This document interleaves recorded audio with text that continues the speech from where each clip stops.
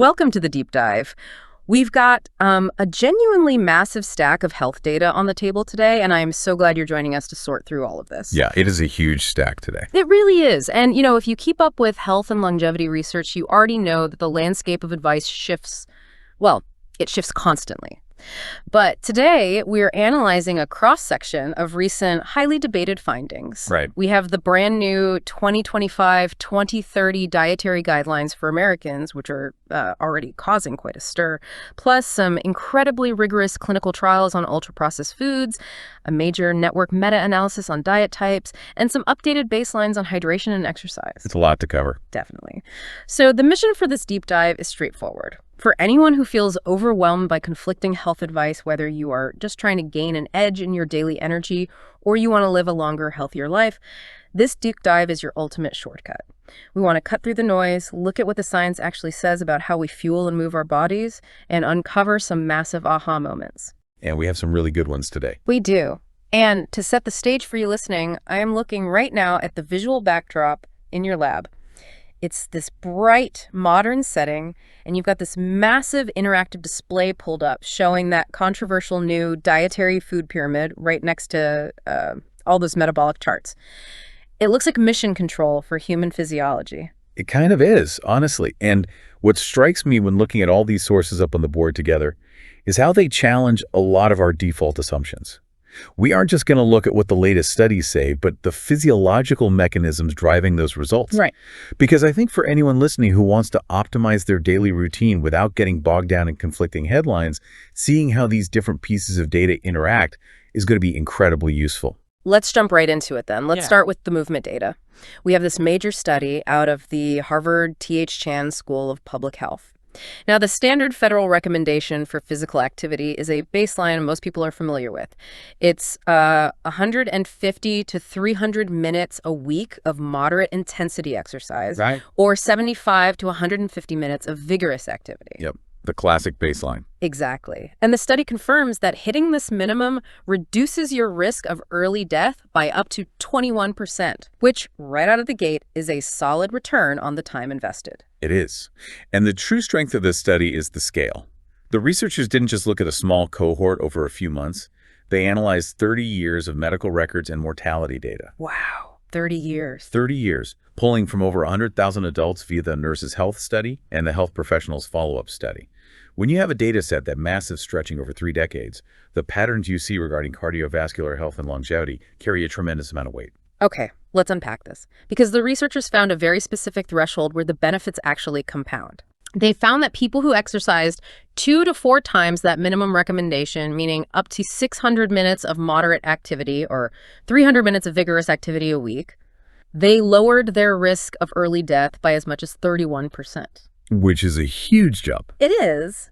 But realistically, 600 minutes sounds like a part-time job. I mean, how is the average person supposed to hit that without just living in the gym? That is the natural reaction, for sure. But if you break the math down, it provides a really important context. 600 minutes over a week is about an hour and 20 minutes a day. Okay. So for someone who is already taking a 45-minute daily walk, we are talking about adding another 35 minutes. Maybe that's walking during a lunch break or actively taking the stairs more frequently. So you don't need to be doing wind sprints. Exactly. You do not have to be a professional athlete to hit this number. The data points to this concept of biological compound interest. Consistently pushing your normal daily walk or workout routine just a bit further over your lifetime yields massive compound interest for your longevity. I really like that framing. It turns this intimidating weekly total into small daily choices. It makes going for that slightly longer walk feel like putting a deposit into a retirement account for your body. That's a great way to look at it. But obviously, if you are increasing your movement, the immediate next question is how you are fueling and hydrating that machine. Which brings us to the Mayo Clinic guidelines on hydration. Yes. We all grew up hearing the golden rule, right? Drink 8 glasses of water a day.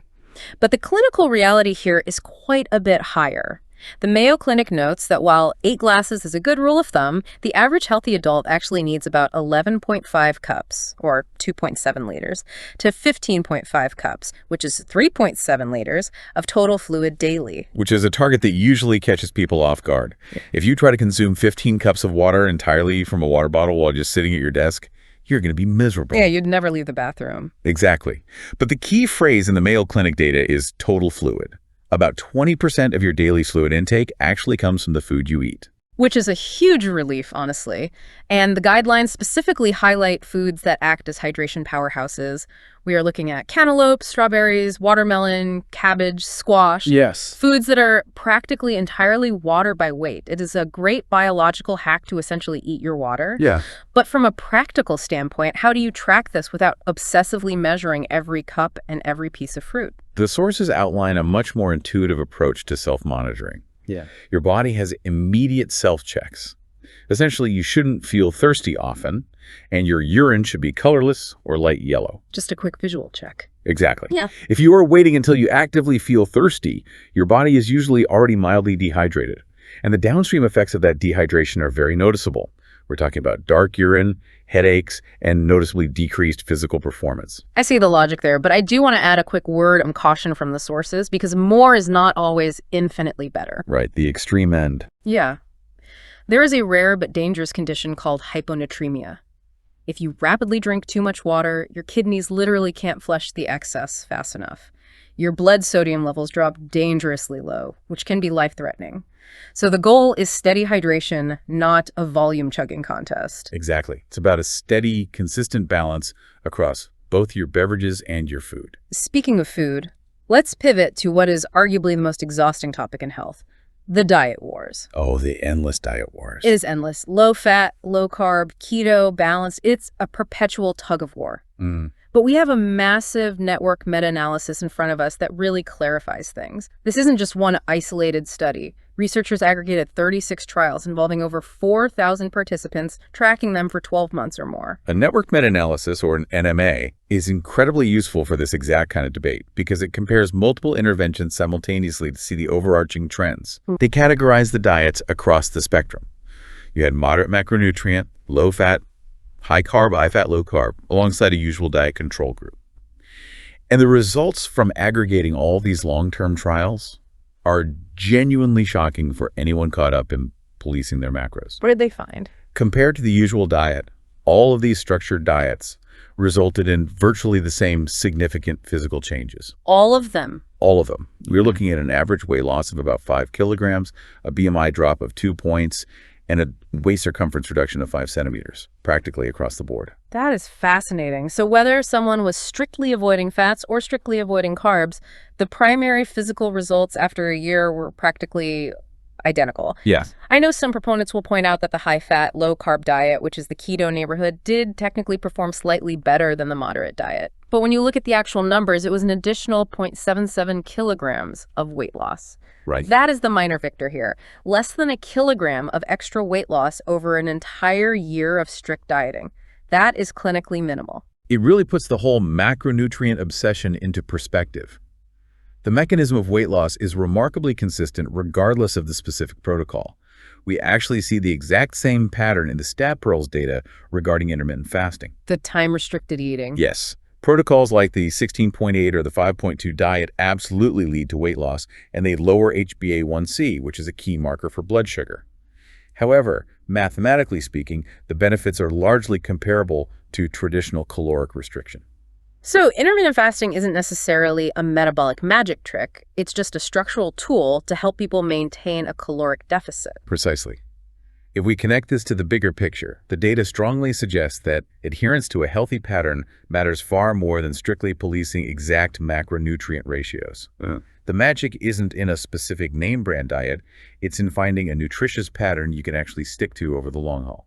I think that is a highly practical takeaway for you, the listener. It means you can stop stressing over the exact carbohydrate count of a carrot, provided you are eating a balanced whole food diet that you enjoy. But establishing what constitutes a healthy eating pattern on a national level has actually become the center of a massive controversy right now. Which brings us to the brand new 2025-2030 Dietary Guidelines for Americans. This is a profoundly impactful topic. These guidelines are a huge deal. They dictate massive federal programs, including SNAP, WIC, and the National School Lunch Program. They essentially shape what millions of people eat daily. Absolutely. And it is important to state clearly up front that as we dive into this, we are not taking a side. We are impartially reporting on a major policy clash between the government guidelines and leading medical bodies like the American College of Cardiology. Right, we're just looking at the data causing the friction. Exactly. Because the divergences here are stark. The new guidelines have made a significant shift regarding the protein and fat debate.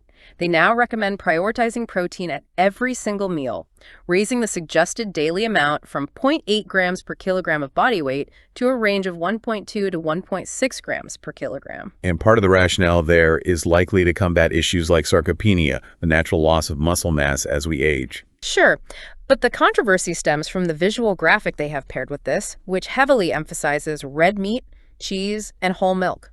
Furthermore, they are suggesting what they categorize as healthy fats, which now surprisingly includes butter and beef tallow. Yes. Yet at the very same time, the guidelines strangely keep their historical cap, stating that saturated fat should remain below 10% of your daily calories. And this raises a massive red flag for cardiologists. The American College of Cardiology, or the ACC, has pushed back aggressively against this. So what does this all mean? Well, the ACC's concern is grounded in controlled feeding trials. Those trials consistently show that butter and beef tallow raise LDL cholesterol and simply do not support cardiovascular health.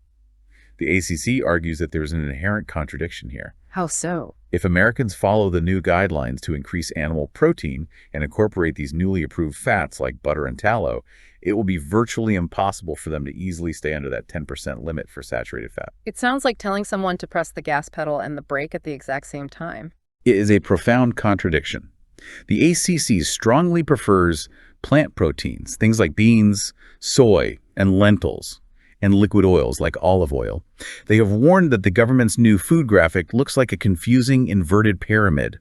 By heavily weighting meat and dairy visually, it contradicts decades of established cardiovascular advice. It is a fascinating policy clash to watch unfold. For you listening, the takeaway is to be highly aware of this ongoing debate. Understanding your own personal risk factors is going to serve you much better than blindly following a generalized national graphic. I completely agree. Now, let's move to what I think is the most eye-opening research in our entire stack today. We are looking at an inpatient trial conducted by Kevin Hall at the NIH, focusing on ultra-processed foods, or UPFs, and the setup here is intense. Very intense. They took 20 adults and locked them in a metabolic ward for 28 days. And that metabolic ward setting is the absolute gold standard for nutritional research. It means the researchers controlled, provided, and measured every single calorie. Yeah. It eliminates the massive error margins we usually see when studies rely on people self-reporting what they ate. Right. So for 14 days, the subjects ate a diet entirely made of ultra-processed foods. For the other 14 days, they ate a diet of completely unprocessed whole foods. Here's where it gets really interesting. The meals provided on both diets were perfectly matched. Exactly matched. They had the identical presented calories, energy density, macros, sugar, sodium, and fiber. The subjects were told to eat ad libitum, meaning they could eat as much or as little as they wanted until they felt full. Just eat until you're satisfied. Exactly, and the results were staggering. People on the UPF diet naturally consumed about 500 extra calories a day without even realizing it. And those extra calories came mostly from extra carbs and fats, while their protein intake stayed exactly the same. As a result, they gained 0.9 kilograms during the 2 weeks on the UPF diet, and they lost 0.9 kilograms while on the unprocessed diet. That is nearly a 2-kilogram swing in a month, based entirely on the processing of the food. We also have to look closely at the mechanical difference in how they were eating. The researchers tracked the eating rate, and the subjects consumed the ultra-processed foods significantly faster. They were eating 17 kilocalories per minute on the UPF diet. Wow. On the unprocessed diet, that rate dropped to just 7.4 kilocalories per minute. The softer textures of the engineered foods allowed them to consume calories faster than their body's natural satiety signals could register. They were essentially outrunning their own fullness cues. But wait, I want to bring in the cutting-edge 2026 reanalysis of this data from Nutrition Insight because it completely flips the script on what we assume it means to overeat. What's fascinating here is what researchers are calling the weight-volume paradox. The 2026 reanalysis looked at the physical weight of the food consumed. They showed that people on the unprocessed diet actually ate 57% more food by weight. Right, let me make sure I'm following the math. They physically ate a larger volume of food. Yes. They ate 57% more food by physical weight, yet they consumed 330 fewer calories a day compared to the ultra-processed phase. That sounds completely counterintuitive. How does eating more food result in fewer calories? The reanalysis explains this through a concept called micronutrient bundling. Basically, when you are eating an unprocessed diet, your body's natural drive for micronutrients forces you to consume huge physical volumes of fruits and vegetables to hit those baseline needs. Yeah. You end up eating massive volumes of things like carrots and spinach. Right. And in those foods, the vitamins and minerals are bundled inside low-calorie, high-fiber, water-rich packages. I see. Conversely, ultra-processed foods are often artificially fortified. The micronutrients are bundled with highly concentrated, high-calorie foods. The study specifically noted a really striking example. During the UPF phase, the participants' main source of vitamin A was French toast sticks and pancakes. That is wild. Because the essential nutrients are bundled with such a high caloric load in UPFs, the brain subconsciously nudges the body to keep consuming these dense foods just to secure the necessary baseline of vitamins and minerals. Which is the ultimate takeaway here. If you are listening to this and you've struggled with your weight, it's not about a lack of willpower or restraint. Unprocessed foods provide natural fiber that enhances satiety, improves gut health, and even triggers GLP-1, which is the fullness hormone. Exactly. Ultra-processed foods strip away that physical bulk and essentially hack your brain into consuming excess calories just to get the same basic nutrition. It forces us to move the conversation away from simple willpower and places the spotlight firmly on food engineering. It really does. So let's summarize the core lessons from our deep dive today so you can put them into practice. First, regarding exercise, push your movement beyond the minimum baseline. Hitting that 600-minute mark acts as compound interest for your longevity. Second, stay hydrated with both water and food. Remember those higher total fluid targets, but trust your body's natural thirst cues and urine color over a rigid schedule. Third, we saw from the meta-analysis that you don't need to obsess over macronutrient labels if you are eating whole foods. Finding a sustainable pattern is what actually matters. Absolutely. Fourth, be aware of the ongoing policy debates in the National Dietary Guidelines, particularly the tension between animal proteins, saturated fats, and the ACC's cardiovascular warnings. And finally, recognize that ultra-processed foods are engineered to bypass your fullness cues. Looking at all this data together leaves us with a profound question to consider. If our bodies possess a natural nutritional intelligence that intuitively seeks out balanced micronutrients, how much of our modern obesity crisis is simply a design flaw in our food environment? Are we blaming individuals for a lack of willpower when in reality the very physical texture and chemical engineering of ultra-processed food has hijacked our evolutionary survival instincts? That is a brilliant thought to leave on, and it completely reframes how you might look at the aisles of your local grocery store. Thank you so much for joining us on this deep dive today. Take these insights into your next meal or your next workout and see how they impact your daily routine. Keep questioning the consensus, and we will catch you on the next deep dive.